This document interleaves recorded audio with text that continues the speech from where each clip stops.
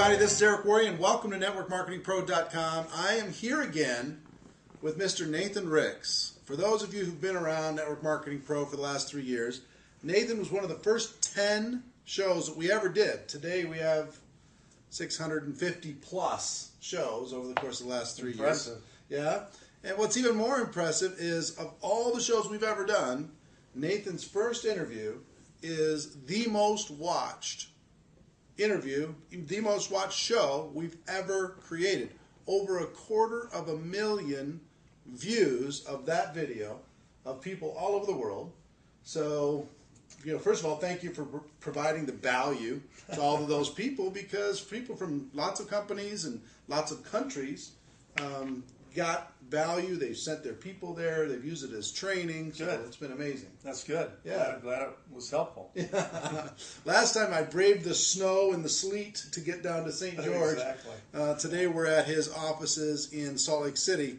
And what I want to do is, in the last interview, we talked about your story, getting started, some of the defining moments for you, what brought you to network marketing. And for those that want to see the extended version of that, go back to that first interview, first 10 shows, and look in the archives, and you can watch that. But give people just a 3-minute overview of what brought you to this profession. Well, Eric, I think the key for me was the realization finally that this was a different financial vehicle than what I was doing in my real estate brokerage. And just the fact that once you really, in your mind, understand that there is the potential for passive, residual, recurring income, that there's this concept where you can work hard one time and you can create residual streams of income. That's really different than anything else. I don't care if you're the top guy at Morgan Stanley or Goldman Sachs back on Wall Street and you make 7, 8, 9, 10, 15 million a year. That's great. You can make millions a year here too. The difference is, if those guys don't show up next year, they get zero. Right. And what's so powerful about building a network is the residual nature of the income, right? Right. I mean, the fact that you can continue to receive an ongoing benefit for a one-time effort. That's very unique and that's very different. Of course, that presupposes that your company's solid and it's going to stay in business and innovate and do the things they have to do to keep the company viable. But if you do that, and you've got that situation in your company, then you've got this unique ability. I tell people it's a totally different kind of money. Mm-hmm. You don't even know what kind of money we're talking about. Mm-hmm. You've never tasted it. And if you could just taste just a little bit of it, you'd do it. You'd do this no matter what. You wouldn't even think of anything else. Right. Because this is so much better. Right. Are you seeing that that the world is changing when it comes to, for much of our lifetimes, people have been sold this idea that working for somebody else, plugging into somebody else's machine, being a good employee, being loyal to that corporation was the key to security. Right. Have you seen a change, just a shift in the world? What do you know? You and I are probably pretty close in age. So probably. In our day, our parents said, get good grades, get into the best college you can, do as good as you can, get a bunch of good interviews, pick the best one. And when I worked at AT&T, my mom was like, there's one kid taken care of, got a perfect job, a great retirement, great pension, I'll worry about the other kids, Mm-hmm. Imagine my parents' chagrin when I announced I quit AT&T. They were like, what are you talking about? That was just like as secure as the government, but better. Right. And I just couldn't believe that I would leave that. Right. And we talked the first time, I think, in one of our interviews about some of my early experiences that were pretty brutal. Yeah, with people that were pretty intense, with me. Right. And it wasn't just people who were just being disapproving of, like, what in the world? Have you lost your mind? Not even disapproving, but condescending. Mocking, condescending. Yeah, just kind of really destroying your faith and confidence and belief in what you're doing, right? And so, those are really difficult situations, and anybody who's been successful in this business or will likely encounter some of that from somebody who's well-meaning at some point, but is completely ignorant. Yeah. And doesn't understand at all what they're even saying. Right. Okay? And so you just have to be patient with those kind of people. But over the years, I've thought about that. I've thought about this road less traveled, you know, and there's books by that title and all these things, and this definitely has been a road less traveled. Many Sure. people said, not good, not right, you know, you're dumb, why do that, those things blow up, that's stupid, that's not real business, get a real job, all those things we all hear, right? Mm-hmm. And it's definitely been a road less traveled, but it's been A better road. It's been worth the journey. Yeah, It's we been awesome. we say every day in this side of this community is we have a better way. It's not perfect. It's just better. It's better than all the other options you have to be able to create. You said another good friend of mine, his name's David Fry. He's got a very successful traditional business, but he said the quality of the income in network marketing is completely different. Like you said, you've never tasted it. It's a different kind of money. Yeah, you never tasted it. Yeah. So do you find you spend a lot of your time just trying to educate a person to that? Well, that's most of the battle, isn't it? Yeah. I mean, products are easy to sell because this is my product, look at this, here's what it does. What we're talking about is a concept. Right. This is a conceptual sell, right? It's trying to get people to twist their mind around and understand a completely different kind of vehicle. Right. It's the vehicle that's the difference. Sure. You know, I mean, that's what my brother-in-law said to me the first time, he recruited me, right? Is he said, it's like you're pedaling a 10-speed bike, but I'm driving a Ferrari. Right. It doesn't matter how fast you pedal the 10-speed, you'll never catch me in my Ferrari. Right. And, when you finally, in that simple analogy, start to wrap your head around that a little bit, and you try to believe that, okay, what does he mean? Why am I pedaling at 10-speed?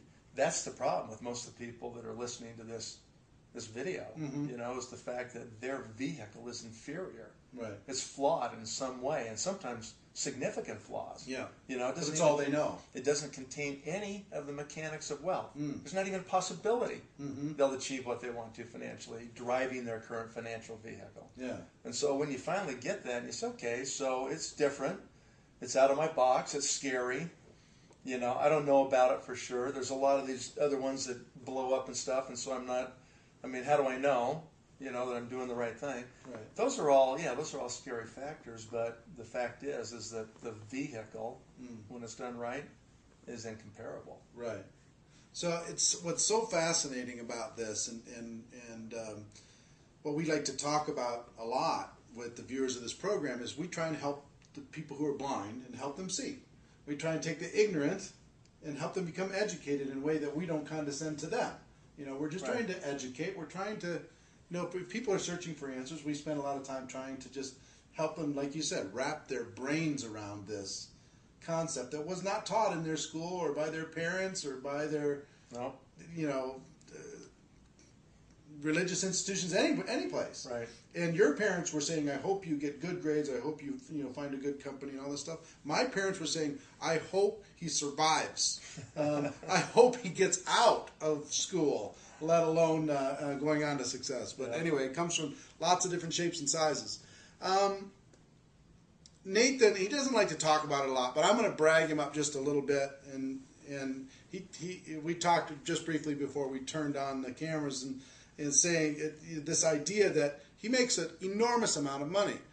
And to date, he's earned over $50 million. On an annual basis, he earns about $4 million a year in commissions in the network marketing profession.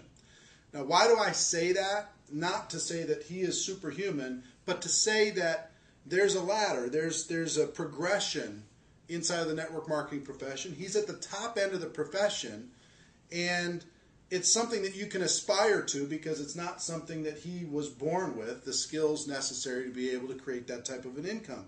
What we're going to be talking about in this program is what are some of the core principles? What are some of the habits and beliefs and activities and disciplines that need to be in place to be able to start that journey? Now, you may not want to you might think that that's too far. 4 million years, just too far, and you can't get your head around it. But if that's possible for an average person, an independent distributor, then how do you make $100? And then how do you make $1,000? How do you make $10,000? And then $100,000? And then $500,000? Then $1 million? Or whatever it is. And the thing that I love about our profession with the income, different than Wall Street and everybody else, is your income is a direct reflection of how many people you're serving. Your income is a direct reflection of how many people you're helping with your products, your services, and with the opportunity, other people living their dreams at various levels. Right. So anyway, that I just want you to know kind of who you're talking to. One rare air inside of the network marketing profession. So give me one of the principles that is fundamental. I mean, if somebody wants to really create a journey here inside of the network marketing profession, what's one of the bedrock things? I'll get to that, but I want to comment on what you just said about Okay. serving those people. Yeah. You know, sometimes if I disclose, which I don't usually do, like you just did. I know. This is inside of the family. Okay, it's not to prospects. So people will sometimes say, you know, that's disgusting. You know, nobody's worth that much money, right? And that's where I get a little bit, you know, involved emotionally in that conversation, because they say, on the contrary, I completely disagree. I completely disagree. It's exactly what I should get paid. Yeah. Because that's exactly how much product I've been able to move through this network, or teach people to move through this network. Right. And so I completely disagree, you know. Yeah. And that's what I'm saying. You should be proud of it. It shouldn't be like everybody, hey, join the company and you can make $4 million a year. Well, the answer is yes, you could, if you do. It's just volume. The work. It's volume. Yeah. It's product volume. Right. It's not signing people up and getting a bounty per head. Right. It's volume. It's product being consumed. Right. That's so you've built an organization that consumes more product? Yeah. Consumes and sells that much product. Right. Right. Well, I think, like I say, I think you should be proud of it. I'm proud to know you. I'm proud to be your friend. I think it's cool, you know, and we've had high earners on like you inside of this profession. It's not a huge group, but it's you know, it's interesting to hear the recurring principles of the top earners. You know, the people who are struggling to make a living, they've got lots of different principles. But the people who've learned how to make a fortune have some bedrock foundational principles. So, you know, get us started down that road. I've got 2 personal principles that I think people have to have, and then I've got 4 kind of business principles that are just generic for what we do in this industry. Okay, great. Love it. So the first 2 things that I mention all the time to people, and they say, "Okay, what do I need to do to be successful?" You hear that all the time, and I say there's really 2 things. Okay. What you have to do is that you have to be focused and you have to be consistent.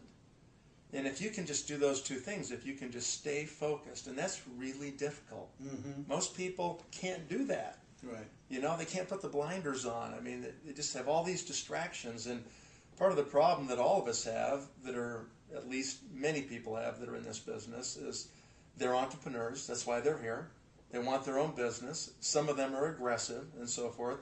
And we're distracted easily. Mm-hmm. And I kind of like to say, well, you get these entrepreneurial antennae, and they sit up here on your head, you know. Right. And the problem is that you got into this deal because that looks pretty good, you know. And those things kind of dial in. But the problem is the next month somebody calls you and says, well, look at this. And you go, oh, what's that? Right. Or what's that over here? And we get distracted. And those things just, what you have to do when you decide what you're going to do and you join in this industry, what you got to do is just retract those, just retract them and bolt them to your head. Mm-hmm.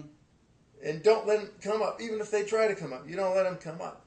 And you put the blinders on and you get focused.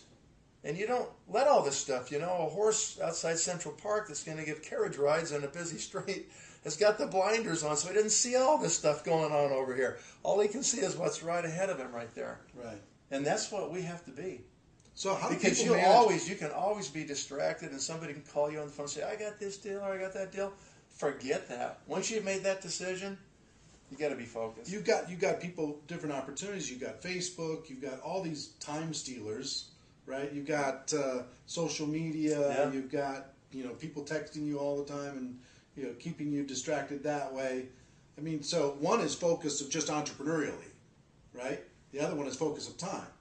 Because the one thing I know about you, and the one thing that everybody says about you, is Nathan Ricks works hard. He's a hard worker. He plays hard too. He enjoys his family, enjoys the things that, the good things in life. But he's a hard worker. He's focused. I mean, that's why I think if people were to describe you and pick out words, focus would be one of those words. I guess so. I don't know, but I mean, I think that's really a key, and that comes back to being really clear on what you want to do, having those goals written down, reading those goals every day so you understand and keep that focus and stay on track. So that's to me number one. Mm-hmm. You know, that's something, and that's something you'll spend your life trying to refine, right? It's Mm-hmm. self-control. It's being able to control your attention span on what you're doing. And then the second thing is being consistent. Mm. You know, you can't just be focused 1 day a week or 1 hour a day. You know, you got to learn to discipline yourself and be focused and consistent. So every day you have to do something on your business. Mm-hmm. And if you're working another job, that's fine. But you say, every day I'm going to do something. I'm going to spend an hour, I'm going to spend 2 hours, I'm going to spend 3 hours, I'll spend whatever I can spend, you know, to build this business. The more time I can spend, faster I can crunch activity into shorter time frames, and the faster I can generate results. Mm-hmm. But I'm going to do it consistently. You can't do it 3 days and then don't do it 4, and then do it 1 day and don't do it 5, and then do it 5 days and don't do it 3. And it doesn't work like that. Yeah. Because your downline can never count on you. They don't know when they're going to get you and when they're not for a 3-way call, Mm-hmm. or for, you know, a webinar or whatever it might be. And so you have to get consistent. What do you think the average person in your organization, what's their time commitment per week for somebody who's wanting to build something? I would say 4 to 5 hours a week for 4 to most 5? people that are starting. Yeah. And so how would you consistently provide, allocate that time in a week? I would just say you got to do an hour a day. Mm. You got to do an hour a day. You know, I mean, I do it every day except Sunday. Mm-hmm. You know, but during that time frame, those 6 days, you got to do it. And if you got more time on a Saturday, on a weekend or something, then do it. But it is definitely part-time on the sides, evenings and weekends, but you got to just be consistent every day. Well, let me ask you this. Why do you still do it? Because a lot of people would say, you're there. You've arrived. You've already achieved all these different things. Why do you still do it every day but Sunday? What drives you to do that? Well, it's just because it's kind of what you do, you know. It's kind Is it of fun? you. Yeah, it's who you've become. I mean, if you spend enough time in your life and you're engaged in this, you're engaged with all these people. You know, relationships, and right? it's relationships, but it's also, you know, there's a lot of people that have believed what I've told them, Mm-hmm. and I don't want to have any failure on their part be the result of my lack of effort or my inaccessibility or my not being attentive or not watching the ship a little Mm-hmm. bit. You know, you got to pay attention to what's going on. You got to pay attention with your company. Mm. You know, you got to make sure that nobody's being stupid and crashing the ship, right? Right. And so, and I'm not saying that with our company. We've got incredible management and everything else, but you do have to pay attention, and you got to pay attention to kind of what's going on, the dynamics of your leaders and your distributor base, and what's going on in different parts of the world. You know, if you've got business in different places, so there's things to take care of, and these people are your friends, and you know, you hold a certain place where you should be able to get some things done that need to be done, or help people that need help. Right. So I think it's a little bit irresponsible just to say, I've made it. Well, you didn't Your make turn. it. You didn't make it on your own. Right. You know, it's you and this whole team of people that have made it together, and I think you got some responsibility to pay attention. Are you able to before we get into the 4 kind of business principles, are you able to balance? Are you able to balance your life? You know, spiritual, family, fun, and business. And, you know, what does that look like? I think that's another big, you know, self-discipline struggle. You know, it's, I have to admit, the first 2 years I was completely lopsided. I mean, it was 16 to 18 hours a day building. Is that required to be lopsided for a season? I don't know. I mean, I've seen people do it just kind of balanced, but it may take longer. You A know, little burst of energy. And yeah. then- For me, I'm just one of those people that I get so obsessed and focused, and I think a lot of people are like that you just have a task in front of you that you want to get it done. In my case, I was scared to death. Right. You know, I mean, I had $30,000 in the bank. I had to have $5,000 a month to pay my bills. I had 3 beautiful little daughters at home and a beautiful wife, new house payment, and I had 6 months of money in the bank. And if I didn't make more than $5,000 in 6 months, I was toast. And so I was in take no prisoner mode. Yeah, It was some like, reasons I don't care if people say yes. I don't care if they say no. I know what I'm doing. I'm right? going. I've right. got to make it happen. Yeah, that's probably where the high noon philosophy showed up. It just, if they're not ready, there's nothing you can say Right. to them. You just move to the next one. Right. And that's something good to remember. Yeah, exactly. All right, well, let's talk about these. Okay, so some of our guys have developed this thing called System 7. Yeah. Okay? And so they have 7 basic steps, and they would be the 7 basic steps for anybody. Sure. I don't care what company you're Sure, in. Okay? sure.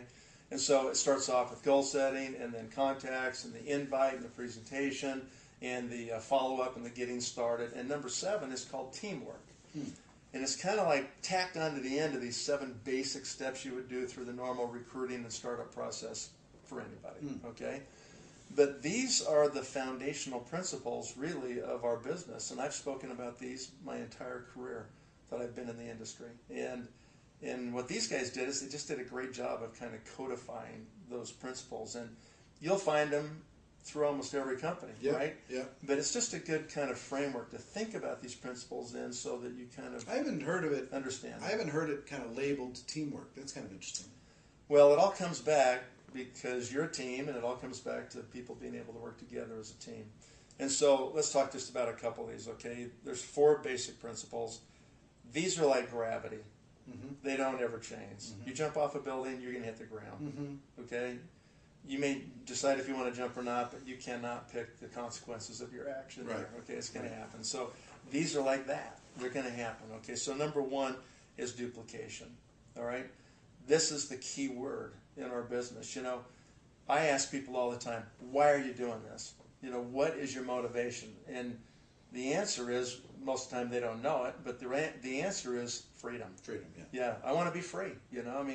I've traveled and done this in 50 plus countries, and I find people are pretty much the same all over the world. They just want to be happy, and that happiness usually is centered around some kind of freedom.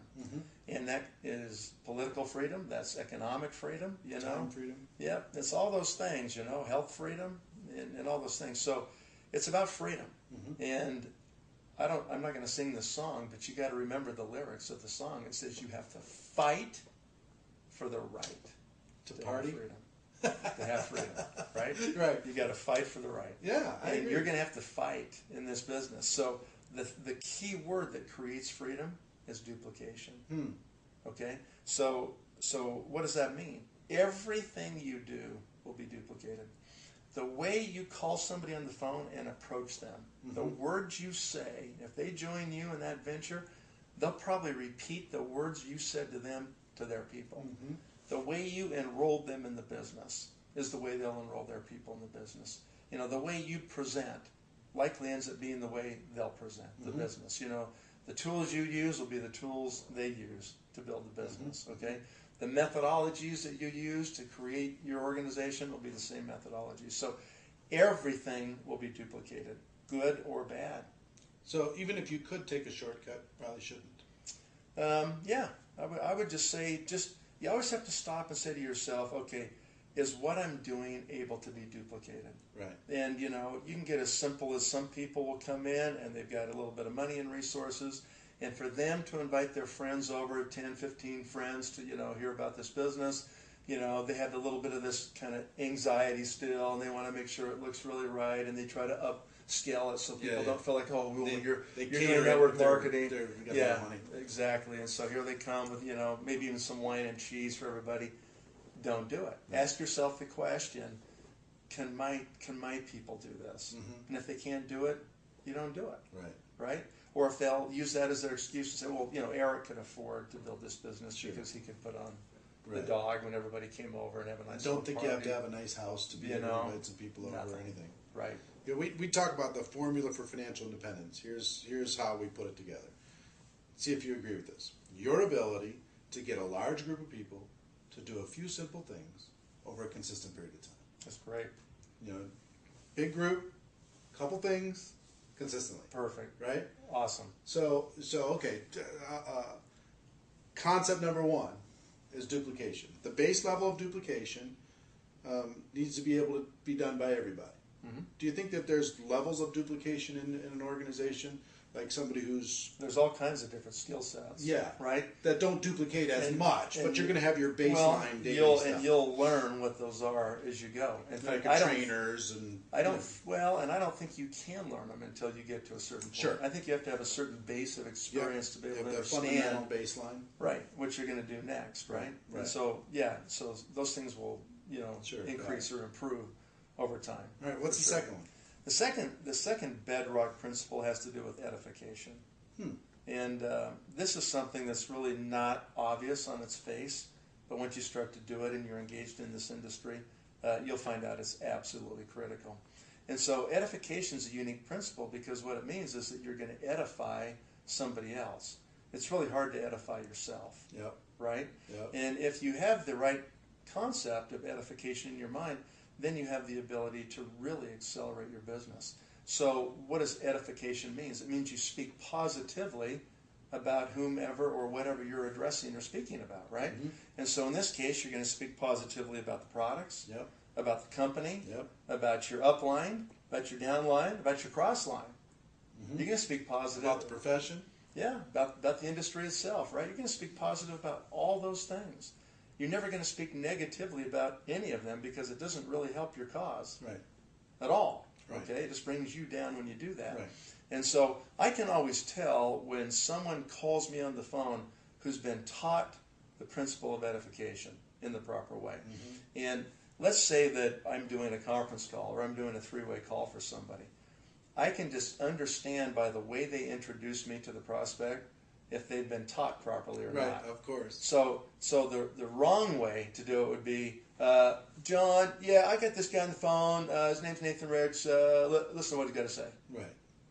Versus somebody who's been taught properly that calls up on the phone and they have already prepared the prospect. We're very fortunate to have this time. They say, John, we're so lucky to have 5 minutes with Nathan right now. He's super busy. He's been very successful in this industry, he's done blah, blah, blah. He said, as we talked about, yesterday that we may get this little window, have a few questions prepared, and I just want to, again, say how lucky we are to have this time, so let's make the most of it. Right. Okay, go ahead, John. Right. And then John's just eating out of my hand, Mr. Ricks, right. Man, I'm really glad we got these few minutes together. I've prepared a few questions, if you wouldn't mind. What do you think about this or this or this? And then what's happened is the distributor has gone ahead and empowered me to help him. Yeah. To help him. And when you come He didn't do it to stroke me. I don't care about that stuff, right? All I want him to do is to empower me so I'm in a position to really influence his prospect. Right. And so what happens at that point then, before the end of that call, if I've learned the principle properly, I want to make sure that I give it back to him. That's what I was going to say, yeah. Exactly. I've got to say to John now, you're lucky. You're with a good guy. Bill is unbelievable. Yeah.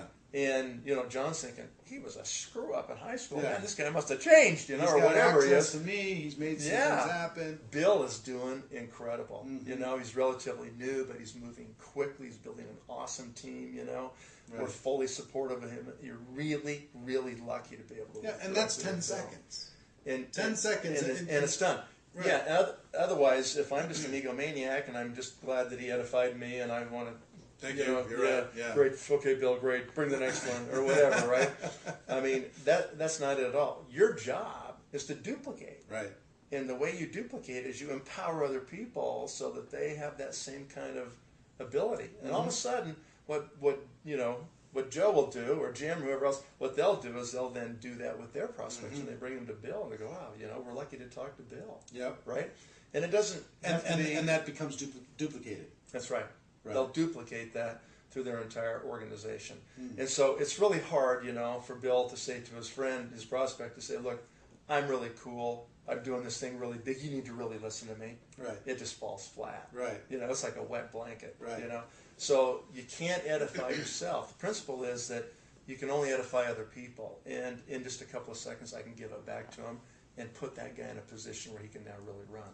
So edification is a really key component. Yeah, and some of the best organizations I've worked with, trained, helped over the years, they got really good at this. I mean, there's one in particular that within the leadership hierarchy, they looked the part, they dressed the part, They were Mr. and Mrs. and they were proper and they were respectful and they were introducing and they learned how to do it. They were just cold, right? It all makes a difference. But then the person being edified learned to earn the edification.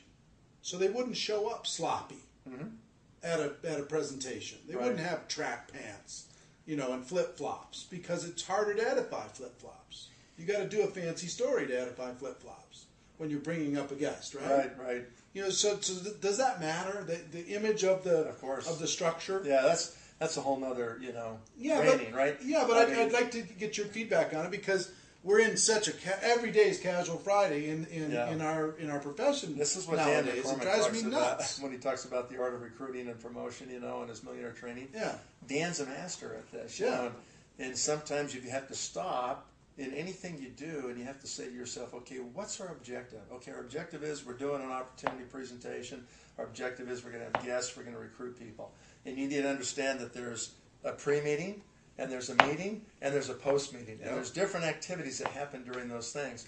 And there's a way the room should look, and there's the way the music should work, and there's the way any displays you may have work, and there's the way you're going to run the meeting, and there's the way the attire should be, and there's all those issues, for sure. But that's a different training.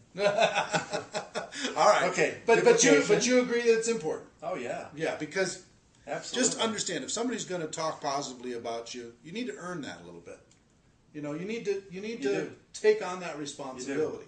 But the other part of that, Eric, is that people will rise to the level that you expect them to.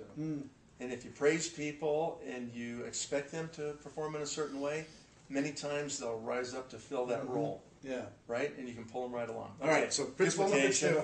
Edification. Number 3. Yeah, and the third one is respecting cross-line. Okay. And sometimes this is called no cross-lining. Right. Okay? And this is your insurance policy. Okay? This is really important. All right? What it means is that there's certain people that have a financial interest in your success, and there's other people that don't. Right. And what you need to do is to learn to look upline to those people that have a financial interest in your success for your guidance, for your coaching, for your advice, for all those things. Okay? And it's kind of like this. All of us have had kids that play some kind of sport, whether it's soccer or football or basketball or whatever it is. Okay? And if you've ever been to one of these games with these young children that are out there playing around, you got some dad and maybe another dad, whoever's decided they're going to be the coach, and they're volunteering their time to help this team. And they've spent the days when the games aren't happening, when the parents aren't there, coaching these kids. But all of a sudden it's Saturday morning and it's time for a soccer game or whatever it is, right? All the parents line up. And the problem that happens during the game is the parents are screaming at their own kids so loud, Johnny, kick that ball, right. Get over there. Oh, man, don't let him run by you like that. And the parents are screaming so loud that the kids can't even hear the coach. That's the problem, okay? And if you're listening to all these other voices that are maybe even well-meaning but perhaps misguided, then you may miss the mark. You may actually be listening to the wrong coach. They may be even on a different team. So when you're talking about focus, you're saying focus on your team within the structure. What I'm saying is this: edification is so important. Yeah. Here's how our business works. Most people aren't going to make it. They're not going to really go to the top and build a huge business, right? Because they won't be focused and they won't be consistent, right? They get distracted. Things happen. Life happens to them, right? More than half the people are going to quit. It's normal. Plan on it. Okay, that's just the way it is, right? And so once you understand that and you're dealing with those realities, you have to realize that there's a whole bunch of people that are on their way out. That's just the way it is. What happens is they want to satisfy, it's kind of negative emotional energy, to satisfy themselves as to why they won't make it. And so they're going to get negative. Yep. And they say, oh man, the comp plan's not fair, it's too hard, or the product didn't really work the way that I was thinking it would work, or my upline, man, that guy's an idiot, or he didn't do what, I called him like 4 times and he wouldn't even return my call, or I can't get any support. These are the negative comments that people will say to justify their lack of performance. Right. And so it's kind of a negative emotional satisfaction they get out of verbalizing their lack of Trying to failure. get some empathy from Their someone. lack of failure. Mm-hmm. That's what happens. And so you have to kind of guard yourself against that. You kind of have to understand who to listen to and who not to listen to. Okay. Who's your coach? Right. It's only the person that's got a financial interest in your success. Right? And so that's who you should look to. And that's who you should listen to. And you shouldn't listen to all these other people. Okay? So this ends up being kind of the insurance policy to protect you or to protect your downline from that negative emotional energy that kind of that happens as part of the normal process of people not succeeding at what they're trying to accomplish. So when you're saying you got your group and you're telling them, okay, let's look to your coach, the person who has a financial interest in you, the team of people that have a financial interest in you. Right. That's who you're going to follow. That's who you're going to listen to. That's right. And we're not going to listen to any other distractions. All distractions are equal, even if it's inside of our own company. That's right. All distractions are equal. That's right. So, but you're still part of the greater team. So Sure you're not isolating and saying we don't talk to those people. No. Because you'll talk see to those people at the conventions and you'll say hi. But what you have to be careful of, you won't let yourself be distracted. You got to be careful of the people that are sitting out in the lobby instead of in the meeting. Yeah. You got to be careful of the people that are in the dark corners and in the shadows that are going, I don't know about this. I'm not sure this is for real. I'm thinking about looking at something else or whatever they're doing. People would take a phone call. The ones that are sitting on the front row, that are taking notes, that are engaged, that are positive and moving forward, great. But just remember, who's got the interest in your success? Okay, the financial interest in your success. Interesting. All right. So think about that a little bit too. Okay? All right. So that's number 3. That's number 3. So duplication, edification, respecting your cross lines, and number 4 is coaching. Okay, and a lot of people will say coaching. So what does that mean? Okay, my attitude is this: 95. Well, let's restate that. Your first 3 to 4, maybe 5 years in this business, 99% of your time is spent doing one thing. That's recruiting. You don't have to manage the company, build the products. You don't have to do any of that stuff. Your job is 99% is to recruit. How about the people who they bring in 3 people, say, you know what, I have to stop recruiting because I have this obligation to make these 3 people successful. That's as soon as they do that, they're starting to die. Right. Because now, a lot of people don't. More than half the people aren't going to make it. Anyway. We talk about this gateway skill of recruiting a lot, and we talk about you got to focus on it, you got to spend time on it. But it's interesting to hear someone at the pinnacle of success who's helped so many other people say 99% for your first 3 to 5 years. So if you have the urge to be a coach, if you have the urge to be, let's assemble and let me give you my wisdom. Yeah. If you have the urge to do any of these other things, look, it's not the right thing to do. I don't care what the structure of your comp plan is. Okay, right. I mean, there's diverse different plans. I don't care. Your job is to recruit. Either you're recruiting frontline or you're recruiting downline. And you're teaching them how to do this. That's right. And duplicating downline. You're just staying and recruiting. You're either going wide or you're chasing the business. Right. Right. So either way, you're not just saying go wide and throw everything against the wall. No. What I'm saying is you're going to be engaged in recruiting activities. The most effective way. Your personal or in your group. Right. Even in our comp plan, the most effective way to build is that you recruit wide until you have enough people to work with. 2, 3, 4 people, maybe 5, maybe. And then you are just driving through those people. It's 6 degrees of separation. Yeah, everybody's already connected. Who can we talk to? There are already concentric circles that overlap and they're connected. They edify you. There's linkage talk to them. Exactly. You edify back. That's the work of what we do. It's sharing the stories. That's what it is. And it's person to person to person to person. It's not Facebook to Facebook sharing the story. Okay? What it is you utilize the person-to-person recruiting, and then you use the tools to disseminate information, meetings, trainings, videos, whatever it might be. Okay? So you're talking about recruiting 99%. It's still belly to belly, man. But then you say the fundamental principles coaching. Yeah, that's the 4th one. Well, but how does that line up with this 99% recruiting? The way it lines up is the only time that you coach or try to manage anybody or assist them in that way, other than in the trenches recruiting, which is on-the-job training, right? Recruiting trains, right? Training doesn't recruit. Right, I agree. Okay, so you have to be in the trenches. It's all on-the-job training. Say that again. You have to be in the trenches. No. Recruiting trains. Training doesn't recruit. That's right. I love that. Yeah. You just glossed over it. Recruiting trains your group. That's right.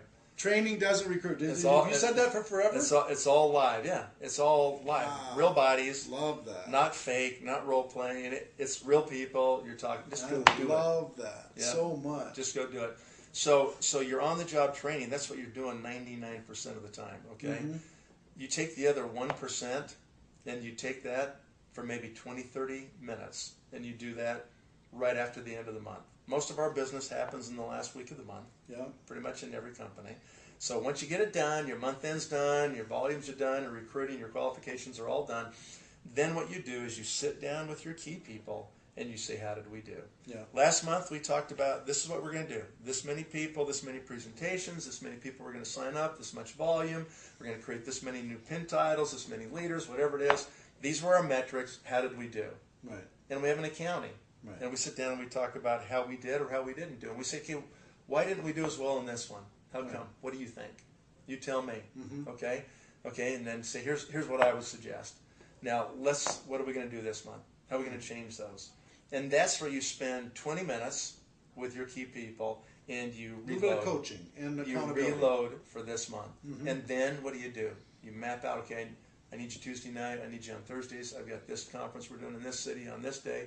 And what you do is you map the month and then you go recruit and you execute the month. But then you have to have the discipline to go out of that mode and back into 99% recruiting. Oh, that's all that counts. Right. Nothing else counts. So fascinating. Yeah, nothing else counts. Recruiting trains. Training doesn't recruit. No. Awesome. That's my biggest takeaway of this whole time. So that's the coaching piece of it, and that's where you need to have a journal of some kind where you can keep track of your stuff. It's just basic stuff, right? Duplication, edification, respecting cross-line, and coaching. Yep. And the two personal principles are at the beginning. You have to have focus and consistency. Awesome. Now, I believe that we're kind of entering into a golden era as the economies are changing around the world and everybody's looking for opportunity and they're seeing that the old model is kind of broken and they're looking for freedom. I think we're entering into a golden age. What do you see? You travel all around the world. What do you see as the opportunity ahead of us? The next 5-10 years. What's your vision for this profession and how it can help people? Well, the future is extremely bright, and it's extremely bright because of the last economic recession that's happened on a global basis. Okay, mm-hmm. So what you have right now is you have people who've had their retirement plans destroyed, and even though the Dow's back to 13,000, and so on and so forth, they still haven't recovered their same principal amounts they had before the crash 5 years ago. Mm-hmm. Okay. And that's just because of a basic principle. If you lose 50% of the value of your account, you have to have 100% return to get back to even. Mm. It's twice as hard to go up as it is to go down. Wow. And so people have never, even now, even though markets are kind of at parity of where they were before, people's accounts are not there. They haven't recovered, and they won't for a long, long time. And that problem is that time's their enemy, because it's working against them as they look towards retirement and so forth. And so one of the really big needs globally in the next 10 and 20 years is going to be supplementary income. They're going to have it because Social Security is not going to handle it in this country. Europe is absolutely and utterly broke. Yep. The party's over in Europe. There's no more 35-hour work weeks and 2-month vacations and all that stuff that those guys did for a long time.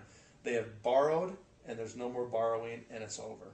And so I'm really bullish on Europe as the reality descends upon the heads of those people. For network marketing. I'm super bullish, okay? Mm-hmm. I'm bullish on network marketing right here in the U.S. I'm bullish on Asia for network marketing. I'm bullish on the whole world because what people are going to find out as they get older is I can't retire. Mm-hmm. I have to keep working. In fact, a recent survey they just did about a month ago, they asked a whole bunch of people, when do you expect to retire now that all this economic trouble's happened, right? You know what the answer was? Never. 80. 80. I'll retire at 80. What's life expectancy in America? 77. Yes, 79.5 Is that or what almost it is? 80. So in other words, you're never going to retire, right? I mean, that's the point of it. Is they're not going to have the capability to do it if they wanted to. Yeah. Pension plans, cities are broke, counties are broke, states are upside down. You know, I mean, the federal government is in a huge, massive hole that we will never dig out of. Perhaps. I mean, it's going to take cuts and austerity like people have never seen for us to even try to right the ship. Yeah. And so what you're talking about is a world awash in debt, you know, lots of payback that has to happen, people who haven't been able to be disciplined in their own personal lives to save or have any kind of vehicle that would allow them to even get some money to set aside. They're paying everything that they have. And so there's going to be an absolutely massive need for supplementary income. They're going to have it. And when you're, you know, between 65 and 90, not likely you're going to be digging ditches for that supplementary income. People are probably going to need a business that all they have to do is use their mouth and talk. That's something they can do, even in their older age, to create supplementary income. I love that. So, yeah, I think that we're in a really good spot. I love that. All right, this show is going to be viewed by hundreds of thousands of people. And let me tell you something about this group. They want this so bad. They feel in their heart that this is for them. They want to go pro. They want to become professionals. They want to make a living here. They want to help other people. I want you to kind of imagine an arena of 250,000 people. That's a big arena. A big arena. And I want you just to look in the camera and give them your thoughts and your encouragement, your kind of closing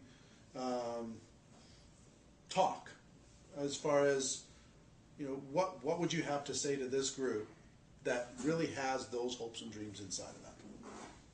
Tell them. Well, Eric, I would say that one of my favorite quotes in the world, I don't know if it's really a poem or not, but the author is unknown, and it goes like this: the greatest loss in life is the difference between human potential versus actual performance.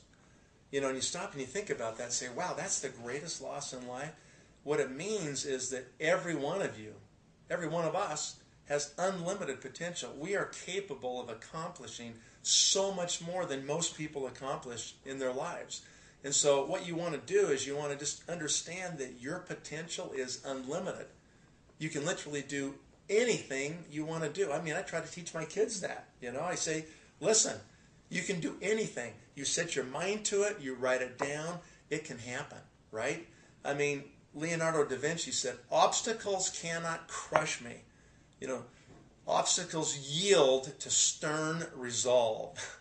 You know, you can break down any obstacle, no matter how big you think it is, you know, how insurmountable you think it might be. It doesn't really matter. Just keep every day, just keep doing it. Just, you know, put one foot in front of the other. You know, one of our leaders in our business, Russ Carlin, says it's 90% just showing up. Just show up every day. That's it. Most people can't even show up. And so if you can just discipline yourself just to show up, be focused, be consistent, just keep putting one foot in front of the other every day, then it will happen. That's my message to you. You know, it's not going to happen in one just fell swoop, and it's not going to happen overnight. You're going to have disappointment. You're going to have discouragement. And your job is to not let those things bump you out of the boat, okay? Just stay in the boat. Just keep moving forward, and you will gain the skill sets. You'll get the words in your mouth. You'll become very effective at what you do, and you'll start to be able to influence a lot of lives in the process. So that would be my advice. Take courage. Have hope. You can do it. You deserve it. You know, it's worth it to pay the price, and you'll enjoy the benefits, and so will many other people. All right. Well, Nathan, I know your time's valuable. Thanks, Eric. Thank you for taking the time. He's doing this out of the goodness of his heart to give back to the profession, give back to the profession's done well for him, and for the hundreds of thousands of people that you've been able to personally impact in your organization. But I hope you enjoyed this interview. If you have, post your comments below. What did you learn from this? What did you learn from Mr. Ricks? You know, spread the word. Share this out to everybody. It's free, doesn't cost anything.